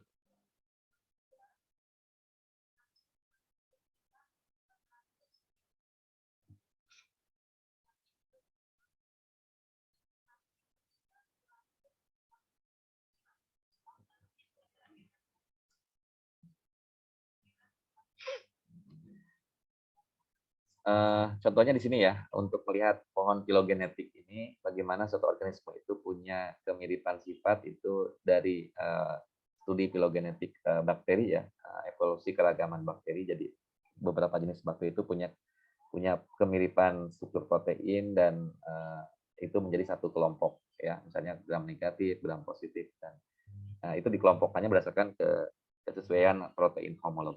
Tapi ini biasanya digunakan untuk orang-orang yang mempelajari tentang apa namanya identifikasi spesies ya. Jadi kalau misalnya Anda mengisolasi bakteri, nanti bakterinya termasuk kelas yang mana nanti bisa dilihat dari kemiripan struktur protein. Ya. Nah itu mungkin yang perlu saya sampaikan. Nanti kita akan bahas lebih lanjut tentang struktur protein yang ada hubungannya dengan struktur 3 dimensi ya. Ini kita baru bahas tentang struktur primernya.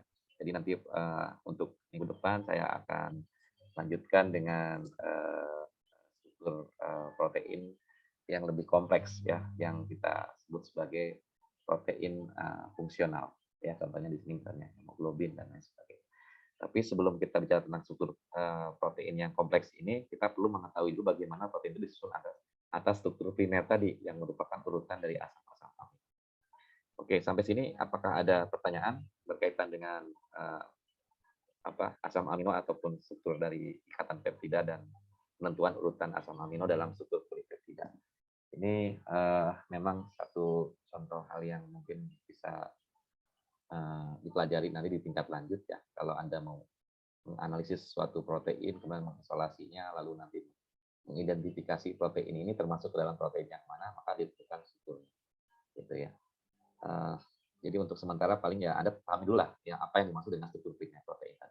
Oke, sampai sini ada pertanyaan, silakan.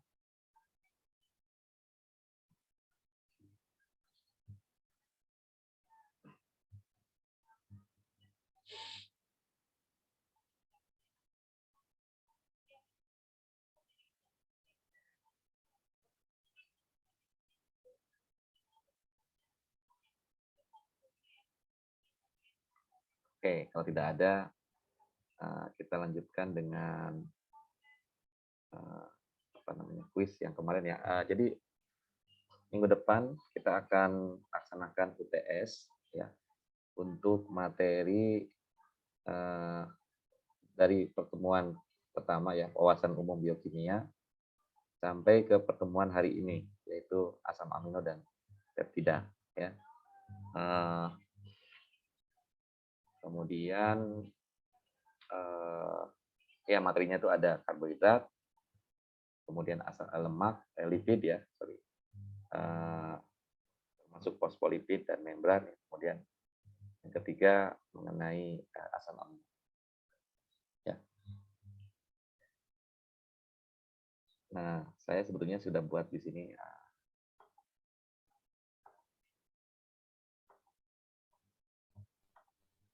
Sebentar, kita lihat di mana ya responsif ya untuk UTS.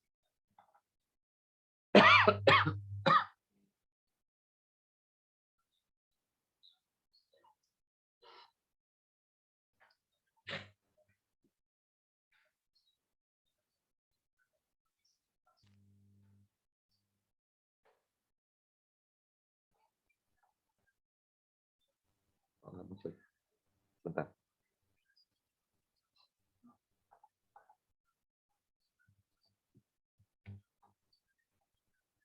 Masuk sampai mana nih?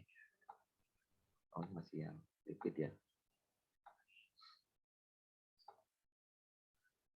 Oke, bentar. Kalau yang protein belum masuk ya.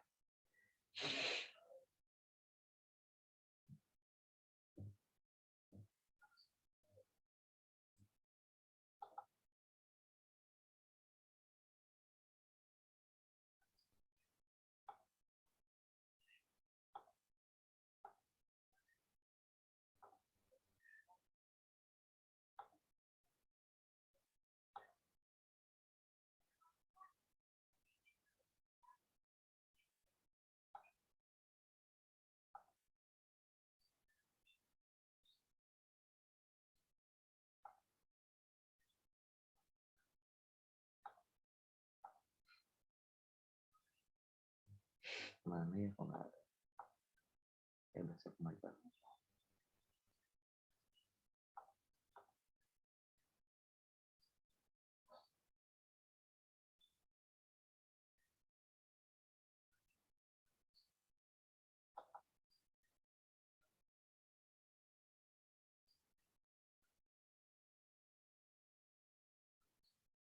Amino acid.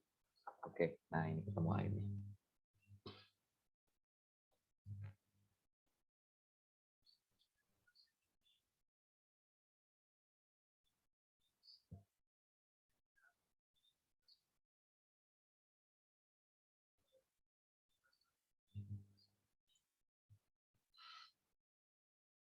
Oke, kita bahas bersama-sama ya.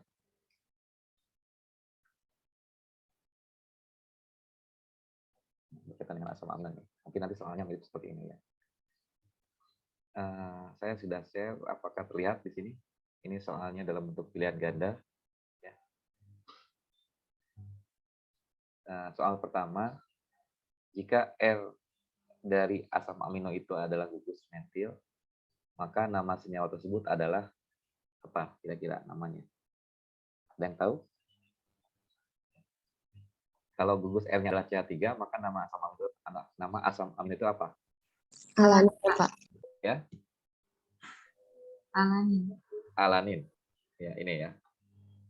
Alanin. C jawabannya. Oke. Kalau dua aminopropionic acid itu beda ya.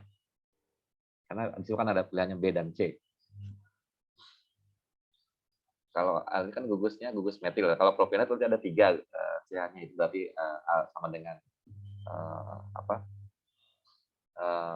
leusin ya. Kalau ada isopropil gitu ya.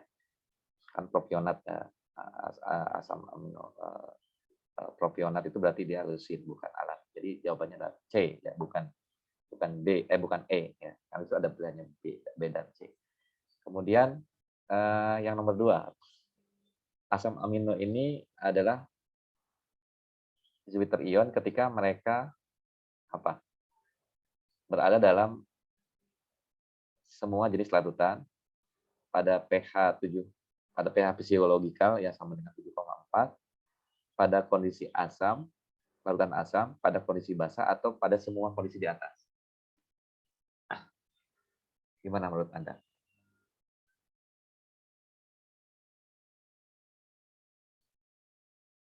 Asam amino akan membentuk Jupiter ion ketika mereka ada di dalam semua jenis larutan, apakah pada pH fisiologisnya, atau pada kondisi asam, atau pada kondisi basah. Pada pH fisiologisnya ya, pH di mana dia bisa membentuk ikatan, menghasilkan Jupiter ion tadi ya, misalnya di pH 7,4. Tapi Jupiter ion itu tidak selalu di pH 7,4 ya. Bisa juga di pH yang, pokoknya di pH fisiologis dari si asam amino tersebut ya. Jadi jawabannya B ya. Kemudian asam amino dengan 2 atom sekiral sifatnya gimana? Dia akan membentuk apa? Tidak stabil, terdapat dalam 4 bentuk yang membentuk pasangan enantiomer ya, super impossible. Membentuk 3 stereoisomer, membentuk 4 stereoisomer, membentuk 5 stereoisomer. Kalau ada 2 atom sekiral gimana?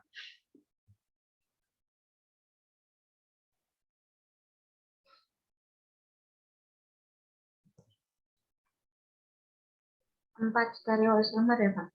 Kenapa 4 stereoisomer? Seingat saya dulu, kalau stereoisomer itu atom C chiral dipangkati 2, jumlah atom Iya, betul. C chiral. Jawabannya itu ya, di 2 pangkat 2 ya. Kemudian nomor 4, jika gugus R dari asam amino asid ini, jika gugus R asam amino ditentukan, apa ini maksudnya? The group of amino acid determine if it is.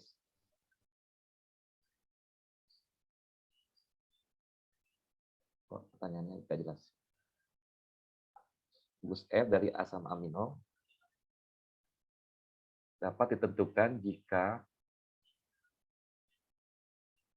hidrofilik atau hidrofobik, polar atau non-polar. Oh, jadi gugus R ini ditentukan dari adanya apa? Ya, maksudnya pengelompokannya berdasarkan polar dan non polar, bermuatan tidak bermuatan, asam atau basa, hidrofilik atau hidrofobik, ya, atau jawabannya semua. Saya kira jawabannya semua ya ini ya. Karena kan asam amino itu ada yang polar, ada yang non polar, ada yang hidrofil, ada yang hidrofobik, ada yang bermuatan, ada yang tidak bermuatan, ada yang bersifat asam, ada yang bersifat basa. Prolin berbeda di antara 20 asam amino yang lain. Karena apa? Ya. Prolin is distinct among the 20 commonly found amino acid because prolin itu memiliki ciri khas apa dia? Lantai sampingnya membentuk cincin ya atau ring ya. Jadi dia membentuk cincin ring compound. Lihat aja struktur prolin itu seperti apa. Jadi dia R-nya itu berikatan dengan gugus NH2 ya. Tirosin dan triptofan kurang hidrofobik dibandingkan dengan fenilalanin. Kenapa? Karena fenilalanin memiliki cincin indol, fenilalanin memiliki gugus nonpolar pada lantai sampingnya, fenilalanin memiliki gugus fenol, tirosin dan triptofan memiliki gugus R yang sama. Tirosin dan triptofan kurang hidrofobik ya dibandingkan fenilalanin. Karena fenilalanin itu ya memiliki gugus polar pada rantai gugus non polar pada rantai sampingnya, yaitu adanya cincin benzen ya, itu yang menyebabkan dia bersifat aromatik non polar atau hidrofobik dibandingkan dengan tirosin. Kalau tirosin kan ada gugus fenol, fenol itu dia lebih sedikit polar ya, triptofan juga sama. Kemudian asam amino dari polipeptida rantai polipeptida mengandung sulfur disebut apa? Asam amino yang dalam struktur polipeptidanya mengandung sulfur maka disebut cysteine, cysteine atau metionin. Yang mengandung sulfur apa saja? Ada cysteine ya, ada metionin, ada juga cysteine atau cysteine dan metionin aja.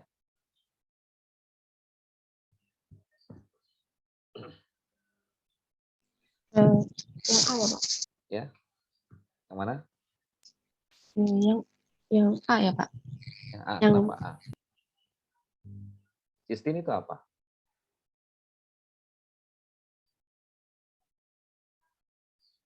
Cysteine itu adalah cysteine yang membentuk ikatan disulfida atau jembatan disulfida, sehingga namanya menjadi residunya disebut cysteine ya, bukan cysteine lagi. Cysteine itu ketika dua cysteine itu bergabung dengan adanya ikatan SS tadi ya, jembatan disulfida, maka disebut jembatan cysteine. Jadi dalam polipeptida itu bisa terbentuk cysteine dengan cysteine itu membentuk jembatan disulfida, sehingga residunya berganti nama menjadi cysteine ya, karena sudah terbentuk ikatan disulfida. Kalau metionin kan ada gugus SCH3 ya, kemudian cysteine ya SH tadi, kalau dia tidak terbentuk ikatan disulfida maka dia membentuk namanya cysteine. Oke, jadi jawabannya betul A ya. Karena bisa terbentuk jembatan disulfida yang itu cysteine. Gugus hidroksil dari serin dan treonin dia tidak bermuatan. Dia dapat reaksi dengan senyawa aktif dari beberapa enzim karena apa? Ya, nah ini juga perlu lihat ya, gugus hidroksil dari serin itu SOH itu kan, dia bisa bereaksi dengan sisi aktif dari dia bisa bereaksi dengan sisi aktif dari suatu enzim ya, karena dia di situ ada apa ya? Ada gugus hidroksil yang tidak bermuatan atau ada gugus hidroksil yang bersifat polar, ada gugus hidroksil yang cocok dengan sisi aktifnya atau semuanya benar.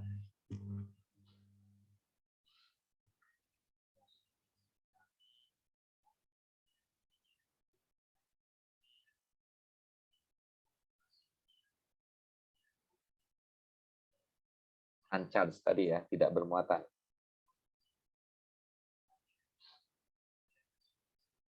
Kalau tidak bermuatan berarti gugus OH-nya nanti akan terprotonasi ya ketika dia berikatan dengan sisi aktif enzim. Tapi sisi aktif enzimnya ini harusnya dia memiliki gugus polar. Jadi sepertinya yang B ya. Grup can be polar ya, karena dia nanti akan terjadi proses ionisasi sehingga terbentuk ikatan ikatan hidrogen ya yang nanti akan membentuk kompleks enzim dengan substrat. Kemudian asam amino yang bersifat basa adalah contohnya apa? Bersifat basic asam amino itu memiliki muatan positif atau negatif pada pH 7. Dan asam amino asam yang memiliki rantai samping asam, dia bersifat positif atau negatif pada pH 7. Jadi kalau yang seperti tadi lisin ya, mengandung NH3 pada pH 7 dia bersifat apa? Positif atau negatif? Nah, ya. Jadi jawabannya yang mana? Nah, silakan Anda pikir. Bisa dilihat dari kurva titrasinya tadi. Pada pH 7 dia bermuatan positif atau negatif. Kemudian arginin, pada sebagian besar arginin adalah asam amino yang banyak terdapat di dalam protein ya. Is the most basic asam amino yang bersifat basa ya. Karena rantai sampingnya sesuai dengan kondisi dari sebagian besar sel. Apa bermuatan hidrofobik, protonasi, terprotonasi, atau bermuatan negatif.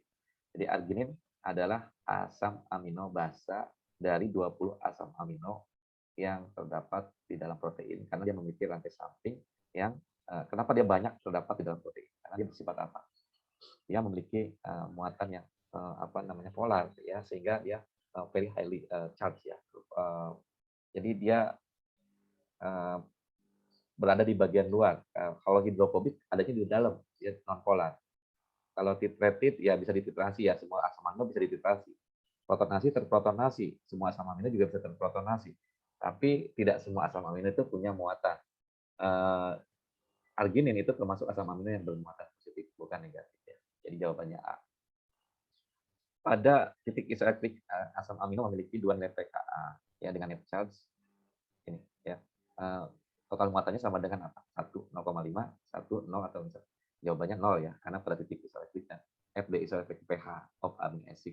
Jadi pada titik pH titik isoelektrik asam amino dengan nilai pKa 2 itu memiliki total muatan sama dengan 0.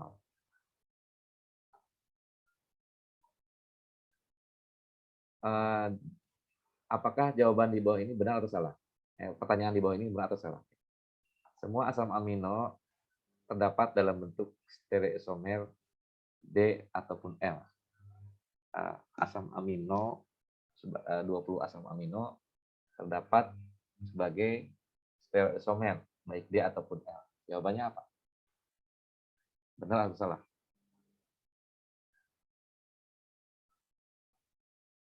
Ya, karena dia punya tadi atom cekiral, tapi ada satu asam amino, yaitu glisin. Dia tidak punya atom cekiral karena rantai sampingnya kan hidrogen. Jadi tidak semua berbentuk D atau L ya, karena itu ada satu asam amino glisin yang dia tidak membentuk atom C polar. Dia tidak membentuk stereoisomer. Kemudian asam amino, semua asam amino memiliki bayangan cermin ya, 2 pasang bayangan cermin D dan L. Juga salah karena ada satu asam amino yang dia tidak punya bayangan cermin, yaitu glisin. Kemudian uncharged air group dari asam amino adalah tidak polar ya. Jadi asam amino yang memiliki rantai samping R tidak bermuatan bersifat tidak polar ya. Betul atau salah? Ya bisa benar bisa salah ya. Tapi kalau untuk yang R-nya itu polar bermuatan, polar tidak bermuatan ya berarti jawabannya salah gitu ya. Contohnya seperti serin. Serin kan tidak bermuatan, tapi dia bersifat polar. Ya, jadi tidak semua senyawa R yang tidak bermuatan itu pasti non polar. Ya.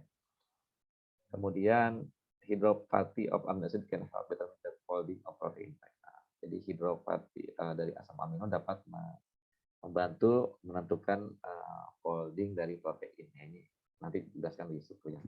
Ini ya, kalau sudah ada kepresiannya. Jadi saya kira ini tidak perlu dijelaskan sekarang. Kemudian pH di dalam sel normalnya kan 7.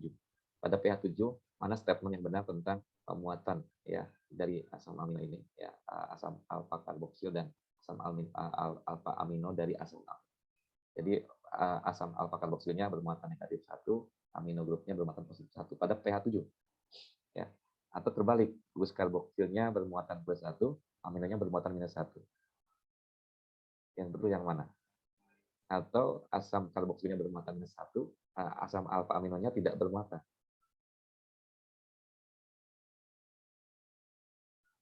Nah, kayaknya pH 7 itu biasanya di pH netral, yaitu pH efektifnya atau dia di pH membentuk Zwitterion ion ya di pH disol. Sehingga di situ dia membentuk karbonnya bermuatan positif 1 dan aminonya bermuatan negatif. Karbonnya bermuatan negatif 1, aminonya bermuatan positif 1.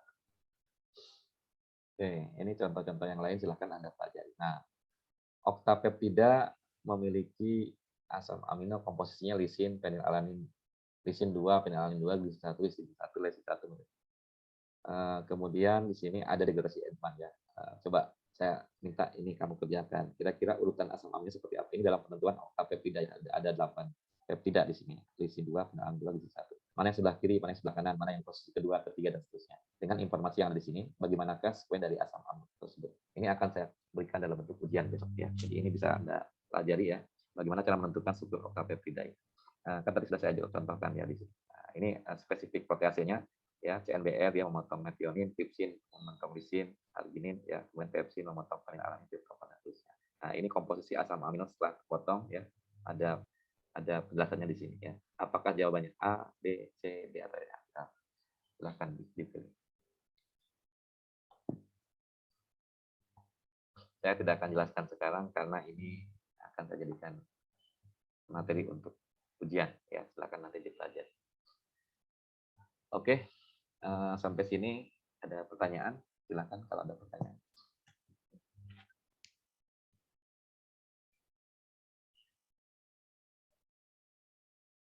Baik, kalau tidak ada pertanyaan, saya kira cukup ya. Karena saya masih ada keperluan yang lain ini. Jadi sekali lagi silakan Anda pelajari materi yang sudah kita berikan dari pertemuan 1 sampai pertemuan hari ini. Dan minggu depan kita akan melaksanakan UTS secara online ya, menggunakan aplikasi Google Form. Nanti linknya akan saya share di grup. Waktu pelaksanaan ujiannya adalah sama seperti pada perkuliahan ya, jam 10:10 kita mulai. Mungkin kurang lebih 1 jam ya untuk ujian. Jadi nanti dibatasi waktunya. Tidak perlu menggunakan aplikasi Zoom ya. Silakan nanti Anda bisa cari jawabannya sendiri ya. Tapi ya kalau bisa sih tidak ini ya, kerjakan masing-masing menurut saya itu ya. Jadi tidak dikerjakan secara bersama-sama tapi dikerjakan masing-masing. Untuk pertemuan hari ini ya seperti biasa Anda buat resume ya untuk perkuliahan mengenai asam amino. Terima kasih atas perhatiannya. Sampai ketemu lagi minggu depan. Assalamualaikum warahmatullahi wabarakatuh. Waalaikumsalam warahmatullahi wabarakatuh. Makasih banyak Pak. Terima kasih, Pak. Ya.